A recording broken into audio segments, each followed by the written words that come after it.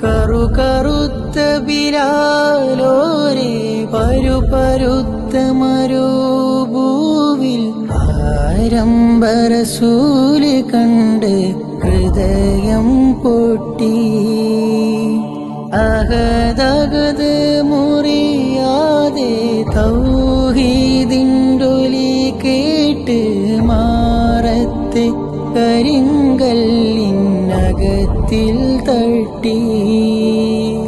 കറുപ്പിന്നും കഥകളിൽ വെറുപ്പിൻ്റെ കടവിലെ പടികളിൽ ചങ്ങലാകിലുക്കം കേട്ടു.